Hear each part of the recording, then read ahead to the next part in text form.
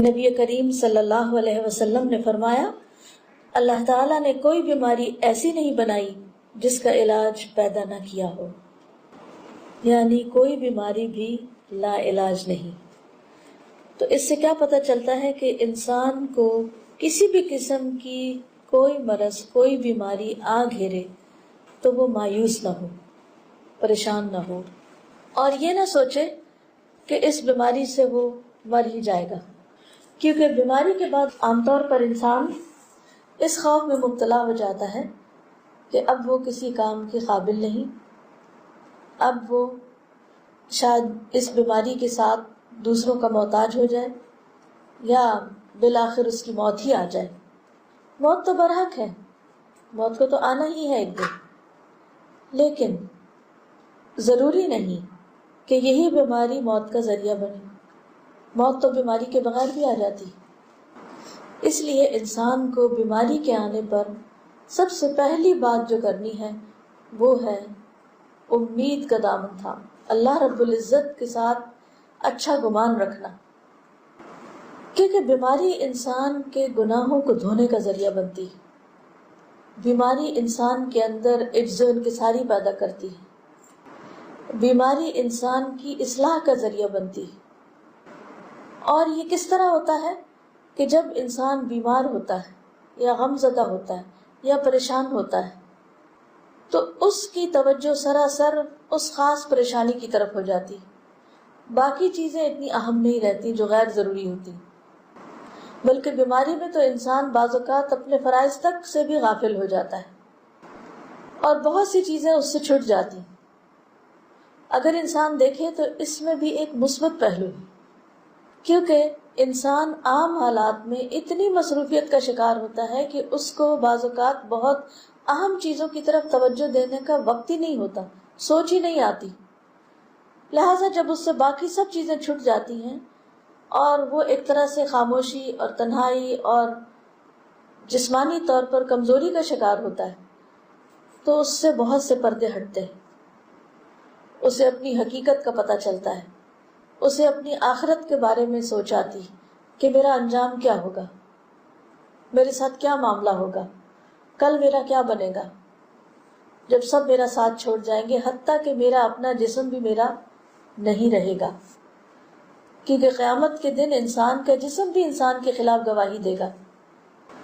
یہ سوچ عام دنوں میں نہیں آ سکتی، انسان ایسی چیزوں کے بارے میں سوچتا ہی نہیں، کیونکہ جب تک جسمانی طور پر وہ طاقتور ہوتا ہے، باہمت ہوتا ہے، وہ سمجھتا ہے وہ سب کچھ کر سکتا ہے، اس کے لیے کچھ مشکل نہیں، ہر چیز اس کے قابو میں ہے، کنٹرول میں ہے، ہر چیز اس کی اپنی ہے۔ لیکن جب بیمار ہوتا ہے تو پھر آہستہ آہستہ اس کو اندازہ ہوتا ہے کہ اس کا یہ خیال غلط تھا، اس کی یہ سوچ درست نہ تھی۔ اس لیے بیماری تطہیر کا ذریعہ بنتی، صفائی کا ذریعہ بنتی۔ بعض اوقات جسمانی بیماری روحانی صحت کا ذریعہ بنتی، کیونکہ بیماری میں انسان کے گناہ بھی دھلتے ہیں، چھوٹی بیماری ہو یا بڑی ہو۔ جیسے ایک موقع پر نبی صلی اللہ علیہ وسلم نے ایک خاتون کو دیکھا جسے بخار تھا، وہ بخار کو برا بھلا کہہ رہی تھی، تو آپ نے فرمایا کہ تم اس کو برا بھلا نہ کہو۔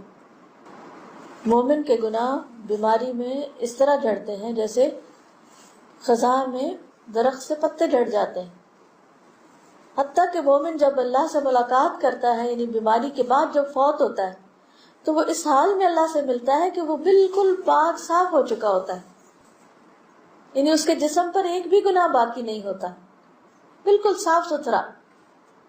لیکن عام طور پر لوگ ایسے شخص کے بارے میں جو بہت سخت بیماری کا شکار ہو جائے بدگمانی اور وسوسے اور بری سوچ رکھتے ہیں کہ لگتا ہے کہ یہ شخص کو بہت ہی گناہگار تھا، اس لیے اس مصیبت میں پکڑا گیا ہے۔ حالانکہ مومن کے لیے وہی بیماری باعث رحمت ہوتی، وہ قطرہ قطرہ دھل رہا ہوتا ہے، اور پھر وہ تکلیف اگر وہ اس پر صبر کرے تو آخرت کے اجر اور درجوں کی بلندی کا ذریعہ بن رہا ہوتا ہے۔ لیکن عموماً انسان اس طرح سوچتا نہیں، شیطان انسان کو مایوس کرنے لگتا ہے۔ جہاں بیماری انسان کے لیے روحانی صحت کا ذریعہ بنتی ہے، وہاں بیماری شیطان کے وسوسوں کو مزید دعوت دینے کا ذریعہ بھی بنتی ہے اگر اس کی سوچ مثبت نہ ہو، منفی ہو.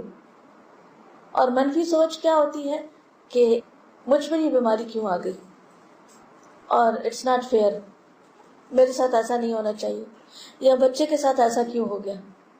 تو بہت سی چیزیں ایسی ہوتی ہیں کہ جو انسان کو اس حد تک پریشان کر دیتی ہیں کہ انسان کے ایمان کے جانے کا بھی اندیشہ ہوتا ہے. تو سب سے پہلی بات تو یہ کہ انسان پر جب کوئی بیماری آئے تو وہ کیا سوچ رکھے کہ اس بیماری کا علاج موجود ہے. پھر وہ اللہ سے دعا کرے اور علاج شروع کرے.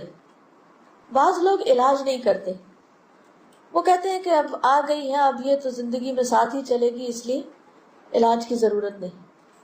جبکہ علاج کرانا اور علاج کے لیے بھاگ دوڑ کرنا یہ بھی مسنون ہے، یہ بھی اللہ کا حکم ہے.